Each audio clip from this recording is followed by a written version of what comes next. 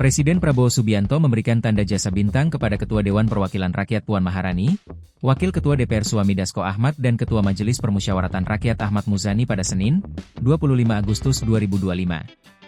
Prabowo menilai ketiganya menunjukkan kepemimpinan yang berdampak positif pada perkembangan parlemen dan legislasi Indonesia.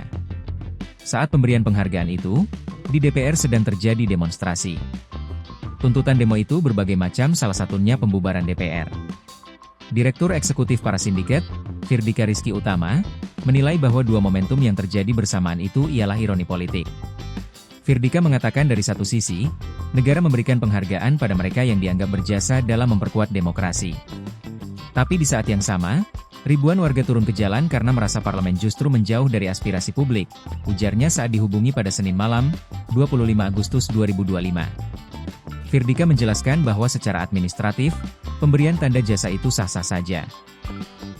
Tapi secara etis, publik bisa melihat hal ini sebagai bentuk ketidakpekaan pemerintah. Menurut dia, permasalahannya tidak terletak pada siapa menerima penghargaan apa, melainkan kapan penghargaan itu diberikan dan apa konteksnya. Seolah elit politik sedang merayakan pencapaian, sementara rakyat sedang menggugat legitimasi, ujar Firdika. Di tengah krisis kepercayaan publik terhadap DPR yang menerima tunjangan jabatan fantastis, pemberian tanda jasa menurut Firdika bisa dimaknai terbalik.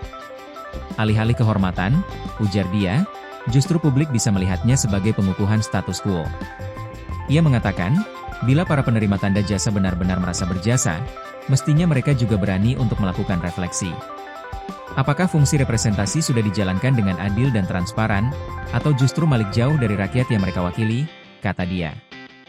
Demonstrasi 25 Agustus kemarin berlangsung ricuh karena aparat kepolisian bentrok dengan massa aksi.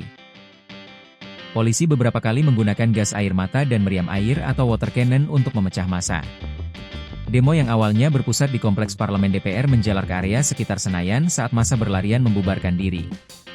Pada pukul 21.15 WIB, polisi dan massa aksi masih terlibat bentrokan di kawasan kolong jembatan layang Pejompongan, Jakarta. Direktur Indonesian Parliamentary Center, Ahmad Hanafi, pun menganggap momentum pemberian tanda jasa pada pimpinan DPR MPR tidak tepat. Pasalnya, DPR periode 2024 hingga 2029 baru berjalan 1 tahun kurang. Harusnya diterima dulu itu para pendemo, kalau memang mengaku demokratis, ujar Ahmad Hanafi pada Senin. Ia memahami bahwa pemberian tanda jasa merupakan hak prerogatif presiden, tapi mempertanyakan apa hal yang bisa memverifikasi kepatutan penyematan gelar itu. Seharusnya, kata Hanafi, kepala negara bisa mengedepankan kebijaksanaan dalam menjaga iklim demokrasi. Di saat situasi penuh protes dari rakyat atas kinerja DPR, apa makna tanda jasa?